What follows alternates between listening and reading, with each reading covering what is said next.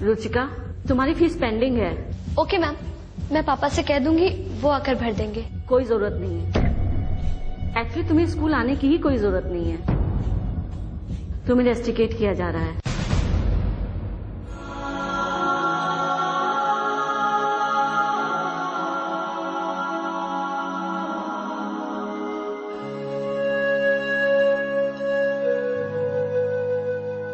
रुचिका 10वीं क्लास में थी और वो शुरू से इसी स्कूल में पढ़ती आ रही थी। फीस ना भर पाने के कारण स्कूल से निकाले जाने का ये पहला मामला था। रुचिका पर नियम तोड़ने का आरोप लगाया गया था। हम होंगे कामयाब, हम होंगे कामयाब, हम होंगे कामयाब एक दिन। ओ मन में है विश्वास, पूरा है विश्वास, हम होंगे कामयाब एक दिन। सिस्टर सेबेस्टियन ने न्यायिक जांच में ये कबूल किया कि उन्होंने खुद ही स्कूल के रजिस्टर से रुचिका का नाम काटने का आदेश दिया था। फीस ना जमा करवाने वालों की लिस्ट में राठौर की बेटी प्रियांजलि का भी नाम था, लेकिन सिर्फ रुचिका को ही स्कूल से निकाला गया।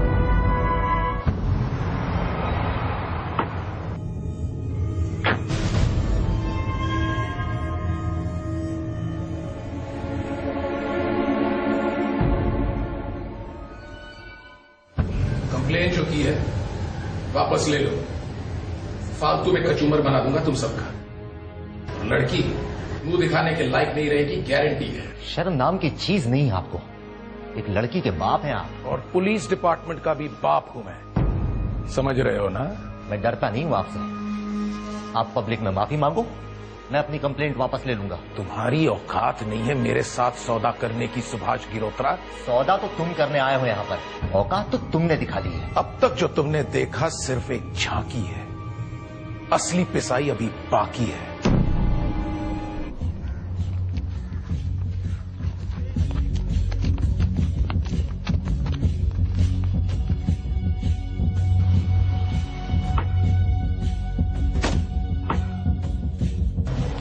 This June, life is all about fun and entertainment.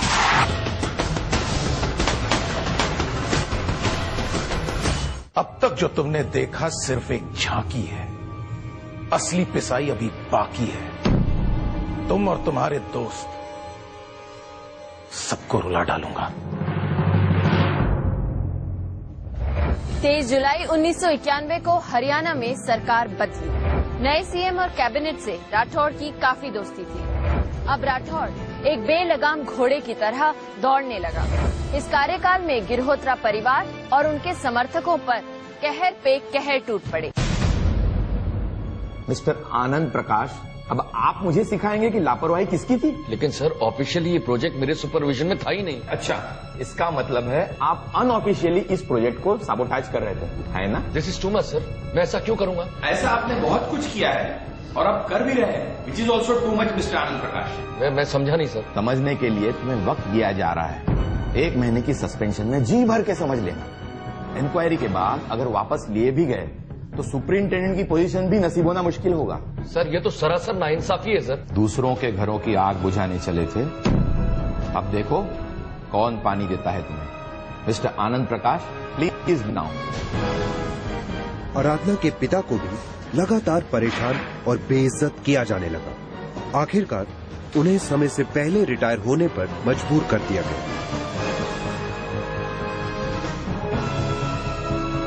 Ruchika के पिता बैंक मैनेजर थे। उन्हें भ्रष्टाचार के आरोप में नौकरी से सस्पेंड कर दिया गया।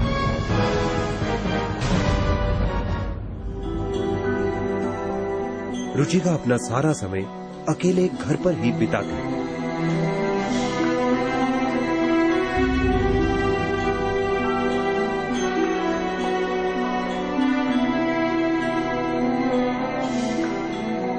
घर के बाहर कदम रखना जैसे उसने छोड़ ही दिया था।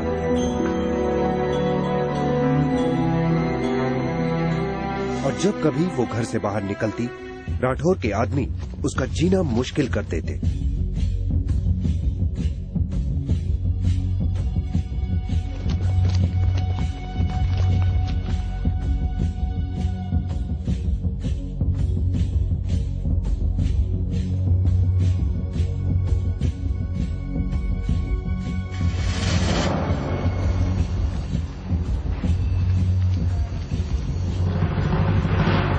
राठौर ने रुचिका के परिवार वालों पे नजर रखने के लिए उसके घर के बाहर सादे कपड़ों में पुलिस वालों को तैनात कर रखा था।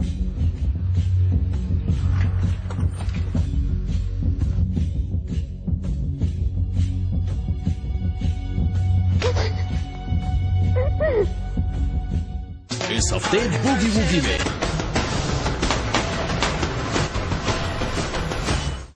राठौर ने रुचिका के परिवार वालों पे नजर रखने के लिए उसके घर के बाहर सादे कपड़ों में पुलिस वालों को तैनात कर रखा था। आराधना और उसकी मां को भी झूठी शिकायतों के चलते परेशान किया जाने लगा। उन्हें किसी न किसी बहाने बार बार पुलिस स्टेशन बुलाया जाता। यहाँ तक कि राठौड़ के खिलाफ लिखने वाले पत्रकारों को भी नहीं बख्शा गया। रेड्स, अरेस्ट, हिंसा और धमकियां सभी का खुले हाथ इस्तेमाल किया गया। कानून के रखवालों की ही हरकतें ऐसी थी जो शायद क्रिमिनल्स को भी शर्मिंदा कर दें। सबसे बुरा तो तब हुआ जब रुचिका के भाई आशु को राठौर के कहने पर पुलिस ने गैर कानूनी ढंग से उठवा लिया। रुचिका के छोटे भाई आशु पर कार चोरी का इल्जाम लगाकर एफआईआर दर्ज की गई। एक 13 साल के मासूम बच्चे पर कार चोरों के गिरोह में शामिल होने और 11 कारों की चोरी में हाथ होने के आरोप में मामला दर्ज किया गया।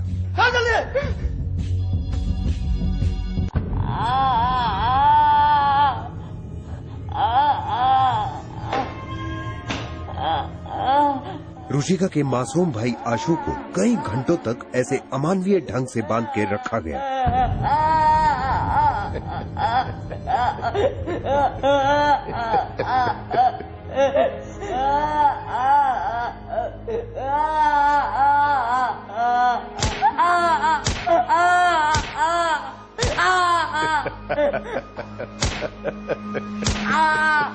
अरे सुनो, उस लड़की और उसके बाप को उठा कर ले आओ, उन्हें भी मजा लेने दो। जनाब, कंटिन्यू।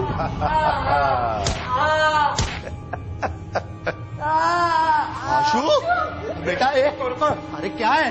अरे उसको छोड़ो आप। बड़ा एंजॉय कर रहा था आपका आशु। कहिए तो आप लोगों की भी खातिरदारी करवा दे। पहले कौन करवाइएगा, बहादुर डैडी जी या उनकी प्यारी बिटिया? जब तक आप अपनी कंप्लेन वापस नहीं लोगे, ये लड़का ऐसे ही बंधा रहेगा। अच्छे अच्छे क्रिमिनल्स 1-2 घंटे में अक्सर मर जाते हैं इसी पोजीशन में। सोच लो जरा जल्दी। रुचिका का कसूर सिर्फ इतना था कि उसने खुद को एक ऐसे आदमी से बचाना चाहा जो उसकी इज्जत से खिलवाड़ करने पर उतारू था। महज एक 14 साल की बच्ची एक राज्य के डीजीपी के खिलाफ क्या कर सकती थी? एक मिडिल क्लास परिवार अपनी फरियाद लेकर आखिर किसके पास जाता, जब सारा का सारा एडमिनिस्ट्रेशन ही इस अपराधी को सपोर्ट कर रहा था। कल देखिए राज्य सरकार ने कैसे इस राक्षस के हर घिनौने गुनाह को अनदेखा कर दिया और कितना दुखद और शर्मनाक था इसका नतीजा।